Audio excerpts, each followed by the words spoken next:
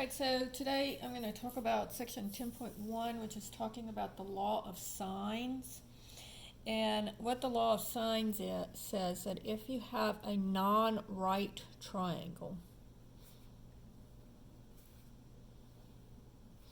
so let's say that this is angle A, B, and C. So this would be little side A, little b, and little c.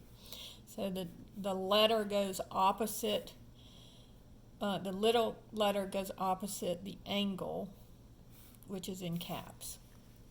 And so you can either look at it as sine of A over little a is equal to sine of B over little b is equal to sine of C over little c.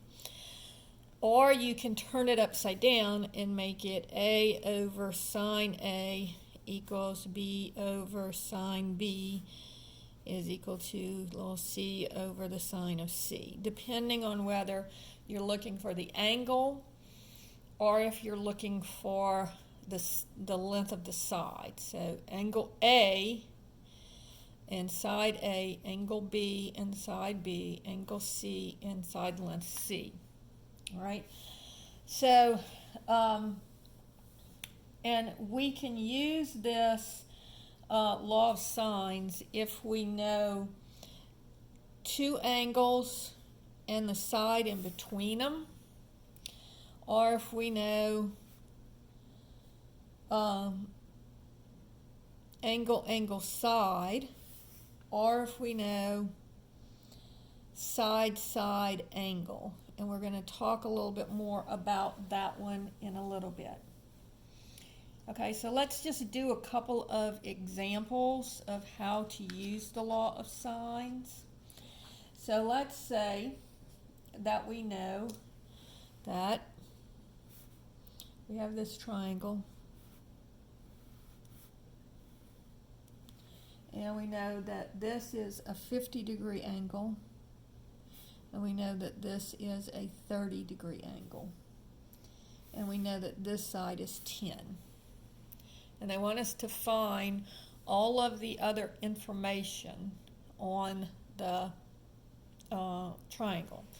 So let's call this A, B, and C again. And really, it doesn't matter what you label everything. You can label it whatever you want. But what we have to remember is that opposite, opposite, opposite, opposite, opposite, opposite. So we'll call this little b, and we'll call this little c. Now, it's very easy, of course, to find angle B because all of the angles in a triangle have to add up to 180. And so this would say 50 plus 30 plus the measure of angle B would equal 180. And so that would be 80 plus B equals 180. Subtract the 80 and I get B is 100 degrees. So I know that this now is 100 degrees. And notice this is one where we have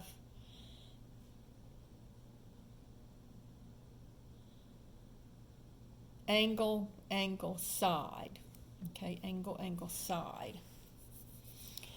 And so we can use the law of sines here, and so the two that we know both parts of is we know the 50 degrees goes with the 10. So now if I want to find side B, I know the 100 degrees, but I don't know B. Now, I'm going to go ahead and use this form of the law of sines because I'm looking for a side, so it just makes it easier if I have the b on top, the little b on top. So I'm going to say A over sine of A is equal to B over sine of B. All right? And now let's plug in the numbers. So little a is 10. And then that would be over the sine of 50 degrees is equal to little b over the sine of, and that would be 100 degrees. So now I'm looking for b. It's divided by the sine of 100, so I'm going to multiply both sides by the sine of 100 degrees. over 1. All right, and so B would be equal to, I'm going to use my calculator now, and I'm going to say 10 times 100 sine, or most of y'all would have to put in sine of 100, divided by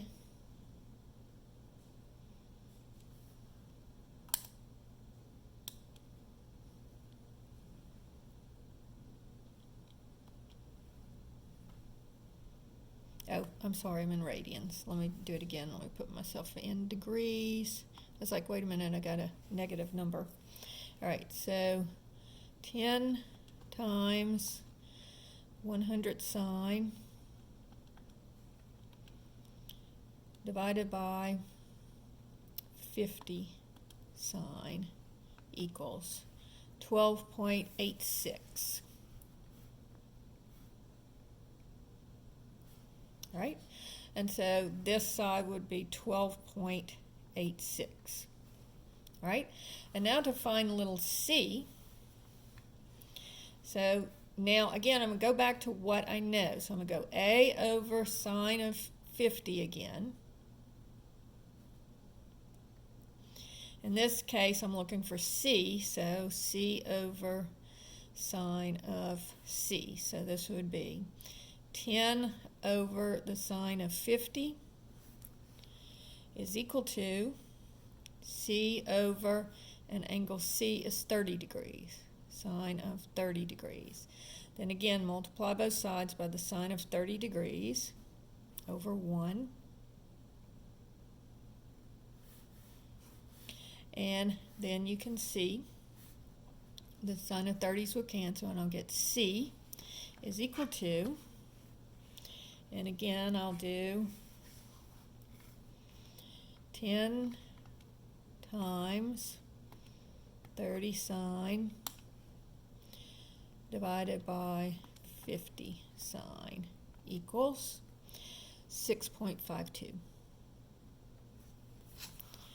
So this is equal to 6.52.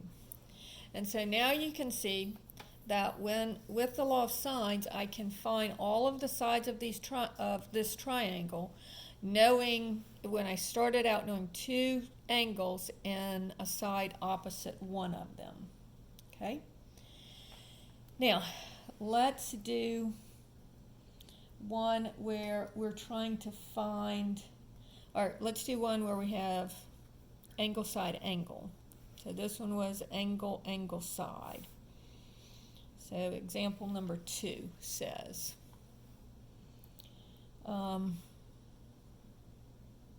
we know this angle is, oh, I drew it a little bit wrong, but okay, let me draw it better. So this is 98 degrees. We know that this is 43 degrees. And again, we'll call this A, B, and C. Okay, so this would be little a, little b, a little c, little b. Okay, B opposite B, A opposite A, C opposite C. And I'm sorry, I've got a kind of a mess up there. All right, so again, to find angle B, I know that all of the angles in the triangle have to add up to be 180. So 98 plus 43 plus B equals 180. And so let's see, that would be 143 plus B equals 180. And then subtract the 141. And I get B is equal to 39 degrees. So this would be 39 degrees. All right, and then to find little b, again, I'm going to go A over sine of A, because that's what I know. I know A, I'm sorry, in this case, this is 22. In this case, I know B. So to find A, I'm going to go A over sine of A is equal to B over sine of B. And so A is what I'm looking for, and that would be the sine of 98 degrees is equal to, and this B is equal to 22 over the sine of 39 degrees. Okay, so again, I'm looking for A, so I need to get rid of the sine of 98 degrees. They're divided, so I'm going to multiply both sides by the sine of 98 degrees over 1. Over here it cancels. I get A is equal to. So this would be 22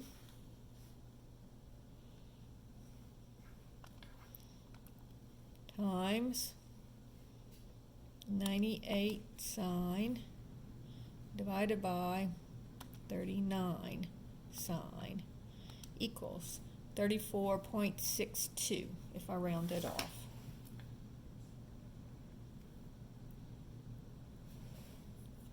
All right, so that gives me A. All right, so now all I have left to do is find C. Well, again, I started out knowing B and B, and so I'm going to use that. So B over the sine of B is equal to little c over the sine of C. All right, so B is 22.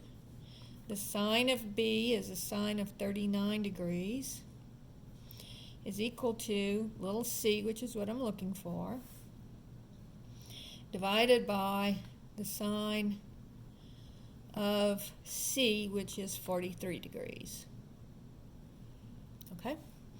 And so now I'm looking for C, so I'll multiply both sides by the sine of 43 degrees over 1. And so over here it will cancel, and I'll get C. And let's see. I'll have 22 times the sine of 43 divided by the sine of 39. And this would be equal to 23.84. And so again, I can find out what A is, and I can find out what C is. And so now I know all of my angles and all of my sides of my triangle. All right, now let's look at one where we're trying to find the angle instead.